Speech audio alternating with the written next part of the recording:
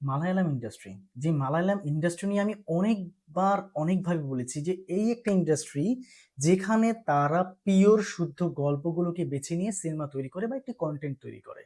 ঠিক তেমনি এই বছরে অনেকগুলো মানে পুলিশ ক্রাইম ইনভেস্টিগেশন এই টাইপের অনেকগুলো সিনেমা তারা তৈরি করেছে। তার মধ্যে আবারও তারা জুন মাসের ২৬ তারিখ এবছর আরেকটি সিনেমা নিয়ে আসছিল, উইর।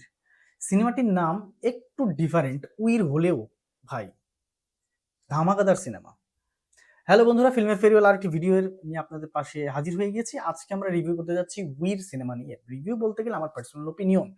দেখুন, আমি বরাবরের মতো বলে থাকি আমি মালায়ালাম ইন্ডাস্ট্রির সিনেমা খুবই ভালোবেসে থাকি, এবং এই সিনেমাটি এমন একটি সিনেমা যেখানে আপনি টুইস্টের পর টুইস্ট, টুইস্টের পর মানে আপনি একটা টুইস্ট দেখবেন তার ভেতরে আরেকটা টুইস্ট পাবেন, মানে একটা টুইস্ট শেষ হতে না হতেই আরেকটা টুইস্ট আপনাকে ধাক্কা দেবে। আপনি ভাবতেছেন যে হ্যাঁ এখানেই বুঝি গল্প শেষ, না, সেখানে শেষ হচ্ছে না। ক্রাইম একটার পর একটা ক্রাইম, একটার পর একটা ইনভেস্টিগেশন চলছে। এবং এই সিনেমাটা হচ্ছে শুধুমাত্র ক্রাইম বা ইনভেস্টিগেশন বা থ্রিলিং আমরা বলি, এই তিনটার কম্বিনেশন নয়।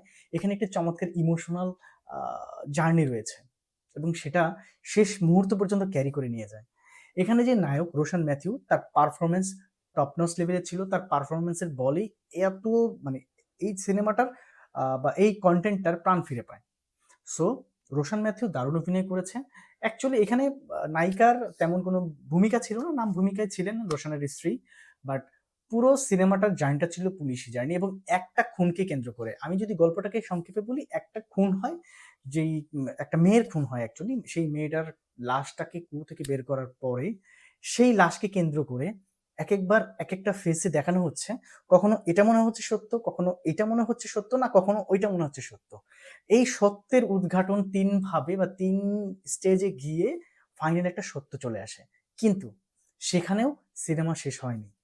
তারপর চলে আসে আপনাকে ইমোশনাল রোলার কোস্টার। আসলে মালায়ালাম ইন্ডাস্ট্রি একেকটা করে যখন সিনেমা তৈরি করে তারা অনেক চিন্তা ভাবনা এবং অনেকগুলো বিষয় নিয়ে তৈরি করে। তারা যেন তেন সিনেমা বানালাম বা কমন কিছু গল্প নিলাম, এভাবে তারা কখনোই সিনেমা করে থাকে না। সো মালায়ালাম ইন্ডাস্ট্রির আরো একটি চমৎকার সিনেমা। হয়তো শুরুর দিকে আপনার কিছুটা বোরিং করবে, এবং এই সিনেমার বা মালায়ালাম সিনেমার ক্ষেত্রে অনেকে একটা অভিযোগ করে থাকে, সেটা হচ্ছে সিনেমার গল্পগুলো অনেক সুন্দর থাকে। যেমন এটার ক্ষেত্রে একটা গল্প ছিল, মানে একটা ছোট্ট মোটিভ। এই একটা গল্পকে ৩টা ফেসে বা ৩টা সমাধান দেওয়ার চেষ্টা করছে। ধরেন আমি একটা খুন হয়েছে, একটা মহিলার খুন হয়েছে। সেই মহিলাটাকে খুন করেছে কে? সাক্ষী একজন, উইটনেস একজনই থাকে। সেই একজনই একভাবে বলতেছে, মিলতেছে না। সেকেন্ড টাইম আবার আরেকভাবে গল্পটা শোনাচ্ছে, মিলতেছে না। থার্ড থার্ড টাইম আরেকভাবে বলতেছে। মানে বিষয়টা হয়ে গেল একটা খুন, খুনের ৩টা সমাধান তারা দেখানোর চেষ্টা করেছে। খুন একটাই, গল্পর মোটিভ একটাই, যে একটা খুনের ৩টা সমাধান বা ৩টা উত্তর এখানে শেষ করেছে, এবং সর্বশেষ উত্তর যেটা সেটা তারা বেছে নিয়েছে। বিষয়টা অনেকটা এরকমই। এবং এই সিনেমার সবচেয়ে দুর্বল পয়েন্ট যদি আমাকে বলেন, তাহলে আমি বলবো স্ক্রিন প্লে আমার কাছে দুর্বল মনে হয়েছে। এটা কিছুটা স্লো পয়জিং ছিল, এবং ৮-১০টা যে আমাদের থ্রিলিং গল্প থাকে অ্যাজ লাইক ওইটার ধাঁচেই তারা তৈরি করেছে আসলে। এখানে তারা কোনো কিছু মডিফাই করে নাই, এবং আমার মনে হয় সেখানে মডিফাই করলেও মানে খুব বেশি যে ভালো হতো, বরঞ্চ মনে হয় জগাখিচুড়ি হয়ে যেত। সো সেই ক্ষেত্রে বলা যায় যে ঠিক আছে, স্লো পয়জিং, কিন্তু আরেকটু ফাস্ট করা যেত। শুরুর দিকটা একটু বেশি স্লো হয়ে গেছিল। একটা নায়কের নিজের লাইফের একটা ইমোশনাল বিষয় ছিল, ছোটবেলার একটা তার বোনকে হারানোর একটা বিষয় ছিল, সেটাকে শেষের দিকে গিয়ে কানেক্ট করার চেষ্টা করা হয়েছে। Overall good. অবশ্যই মাস্ট ওয়াচ বা মাস্টারপিস বলবো না আমি। অনেকে আমি রিসেন্ট আমি কিছু রিভিউ দেখছি, তারা মাস্টারপিস বলে এই সিনেমাটাকে মানে বলে দিচ্ছে। বাট আমি এটাকে মাস্টারপিস বলছি না। তবে হ্যাঁ, ওয়ান টাইম ওয়াচেবল বা এনজয়েবল একটি গুড কন্টেন্ট বলা যায়। এবং এটা কিন্তু হচ্ছে সত্য ঘটনা অবলম্বনে একটি সিনেমা। অবশ্যই এইরকম একটি ঘটনা ঘটেছে, এটা শেষের দিকে আমরা ক্রেডিট সিনে দেখতে পাই।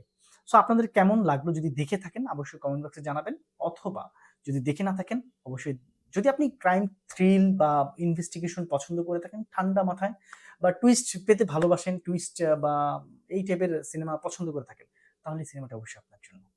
দেখা হচ্ছে পরবর্তী ভিডিওতে। সে পর্যন্ত সকলে ভালো থাকবেন। Take care, bye by.